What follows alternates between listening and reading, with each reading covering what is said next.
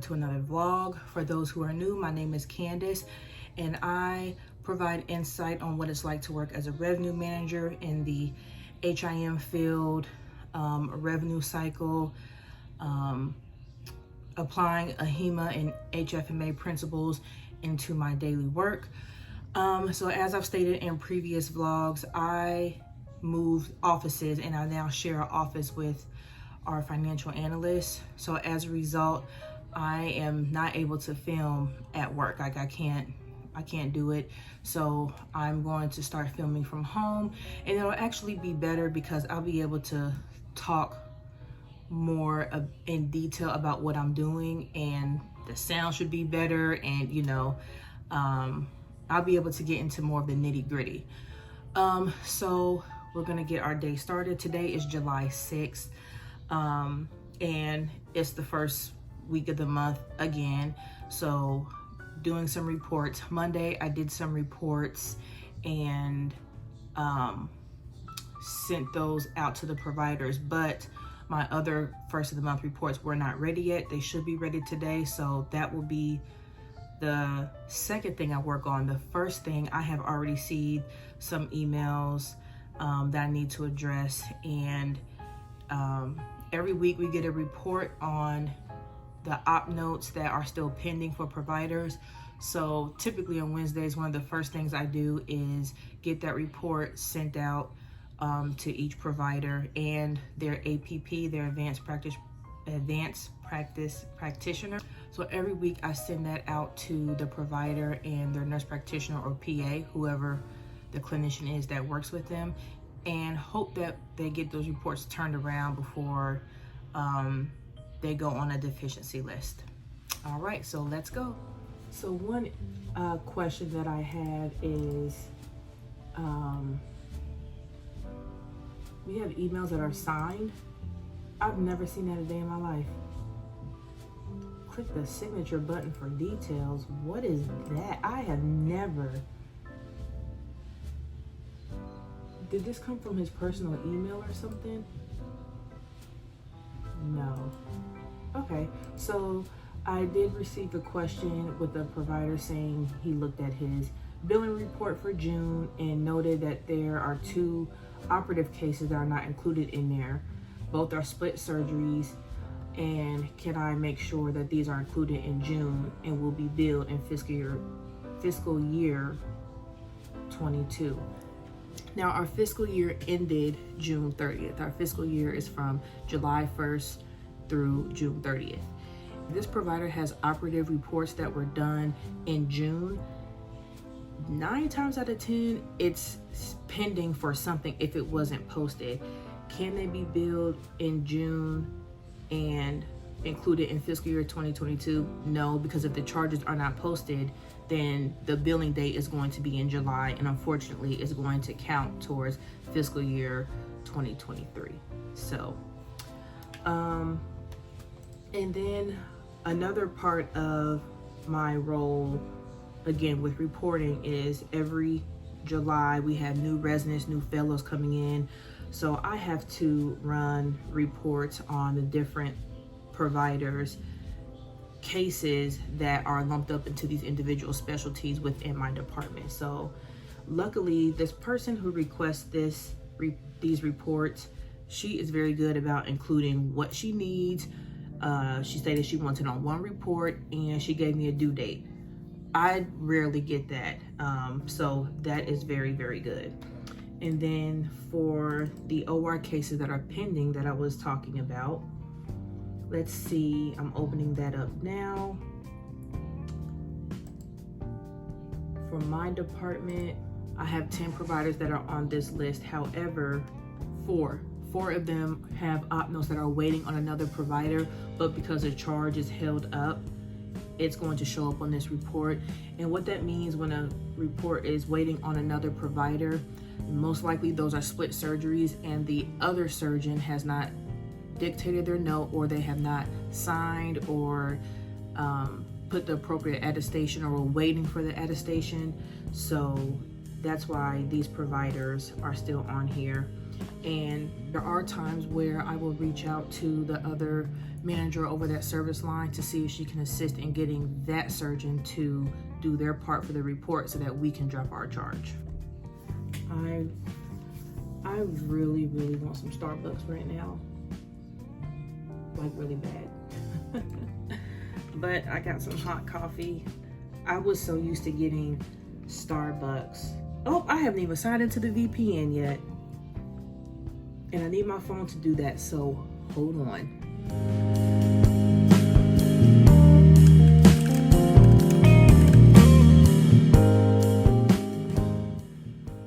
Oh, I thought I was gonna have to restart my computer because Epic was not opening up. That was going to be really annoying.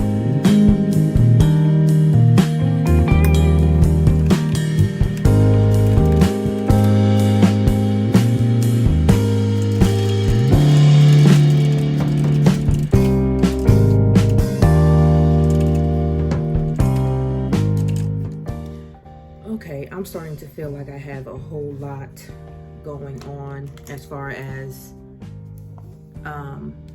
things that I need to do. Like so many things are going through my head, and that's where I need to create a to-do list, or I'm going to forget something. I have not been consistent with doing my to-do list every day, nor have I been consistent with writing my affirmations, but I do have some up here. And I really need to do that since I've been having a hard time lately. But today is the 6th, so I'm going to go ahead and get everything, at least if it's not a list, at least just start writing and jot everything that's in my head and then just go through it later. I don't have a system right now because I'm feeling a tad bit overwhelmed.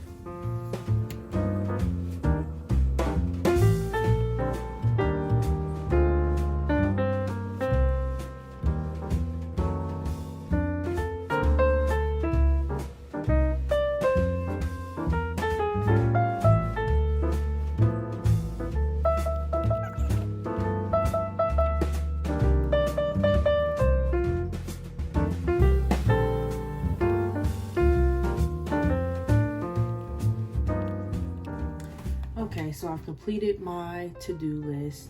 Now back to the OR report that tells me what physicians I need to follow up with for pending items. The problem with this report is it's based on modifiers. So if there is a missing op note, there's a modifier applied to it internally. And sometimes an op note will be dictated like on Monday and coding hasn't gotten to it yet, and that modifier is still on the account, so it's going to show up here. And then I get questions from my boss, so I've learned now to document on each line whether I've sent an email or whether it was actually completed, because the two that the physician asked me about that had not been billed yet, the coder actually released one of those today.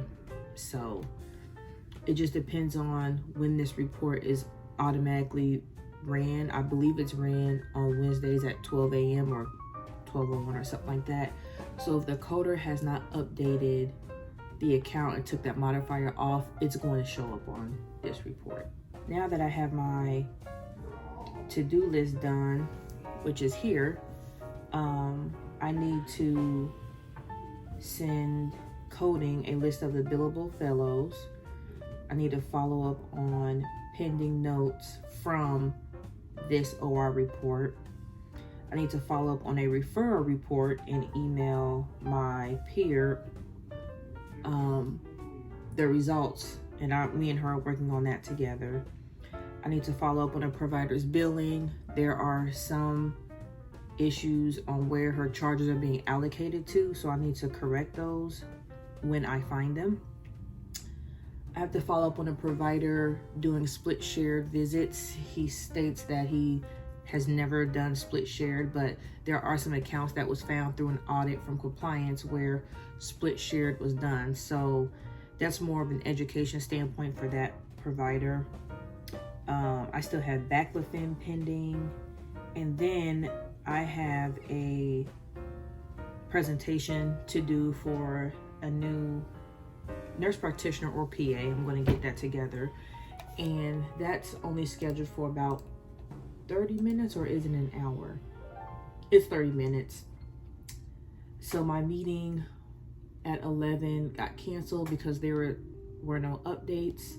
And then I still have my one-on-one with my boss. I don't know how that's gonna go. So I have quite a bit to do. These are all items that are carried over from yesterday. I hate that I can't mark off my to-do list and actually get something completed, but when you have items that take up some research and some digging to do, then it's just gonna be continuous until all the research is done. Woo! Out of breath from walking up the stairs. Yes, it is 9:36, and yes, I'm eating chips and mustard as a snack because I don't have any breakfast food in the house. I added the patient's demographics, their name, because I think that's what they wanted, and their full address. Okay, I thought I put that in there, but I must have just, I was only put, because I put everything in there, that the whole section that said referrals, I just plopped it in there. Because it's always something that's missing that I don't pull. Yeah. And so one good thing working from home is that typically when I'm working from home, my husband is here at home too, and baby, he just made me this plate. Much better from the chips and mustard. So I am about to chow down. All right, so I just got done doing a presentation on coding and revenue management for new provider onboarding. And I was sweating bullets. It doesn't matter if it's one person, if it's 50 people. I always get so nervous doing these presentations. And I know what I'm talking about, but at the same time, my organization does things so different that I just have to be careful. Most of my knowledge came from my previous organization. I mean, I was there for 14 and a half years. So the examples, when I'm talking to providers, the examples that I'm using come from the office setting, not the hospital setting. So learning how to change my language on the level of the surgeon, and we talk about hospital visits and the global period and all of that. I want to make sure that I'm more fluent than what I am right now. So as I was doing the presentation, I noticed one thing. I was onboarding a physician assistant, and the word physician is in this presentation all throughout. And I don't like that because I said this before, I use the term provider because depending on what you're doing, the physician assistant can be doing the same thing as a surgeon. They can participate in cases and things like that. So I want to make sure that if I'm talking to a PA or NP, I'm not going to say physician. I want to say provider to make sure I'm capturing everyone. Same thing with a surgeon. I certainly don't want a presentation to only point out your APP because they're a surgeon. So I'm actually going to go back through this presentation and change every word that says physician to provider. And there was some things that I should know the answer to and I didn't. I don't know the specific guidelines on billing within a post-op period, because if you bill with a post-op period, I mean the global surgical package. So if a provider or surgeon does a procedure and it's within a 90-day global period, do you still have to document each do you still have to document the components of each visit, or can you just put in a simple note documenting what you did and things like that. So basically the question is, for discharge day, that's when she stopped and asked me a question. For discharge day, for discharges, the time must be documented. There are 2 discharge CPT codes, and they're based on time. So if the time isn't there, you can't bill for the discharge. You're gonna have to go back in and addend the note. And that's when she stopped me and said, well, is that still required if you're in a post-op period? Because you're not gonna get reimbursed anyway. So that I need to research. And 2, do you need to document all of those requirements? I'm not sure. All of this was a lot of information. It wasn't until about 3:48 that I realized we were 18 minutes over, because it was only supposed to be 3 to 3:30. So just now wrapping it up at like 3:50 something. So I definitely kept her over, but this is a lot of information to give to her. So once I clarify those things, and I'm going to reach out to compliance, our compliance specialist, then I'll be able to go ahead and send her this PowerPoint presentation along with other tip sheets and documents that I have as it relates to Epic, as it relates to the definitions of co-surgeon versus assistant and surgeon, and the modifiers that go along with that, and just some other miscellaneous tip sheets that will be helpful as she's onboarded on here. Another thing to note is that I did not ask her what her background was, as far as how much knowledge does she have about revenue management. Does she have any skills or experience rather with coding, applying, making sure you have the right surgical codes, any E&M level experience. And then I didn't ask where she will be working, who she'll be working with. It wasn't until the middle of the presentation that I asked, well, what setting are you going to be in an inpatient setting? Do you have clinic? Those are the things I should have established at the beginning, so that as I'm doing the presentation, I can tailor what I'm saying to her specifically, or to any provider specifically. So just some key takeaways that I have for myself when I'm doing the presentation. My 101 with my boss went pretty good. She wants me to do an in-service for the residents in January, so that will be good. And then I still have a lot of different stuff to research. So I'm glad that I got the presentation out the way, because that is what was giving me the most anxiety today. But other than that, everything else has been good.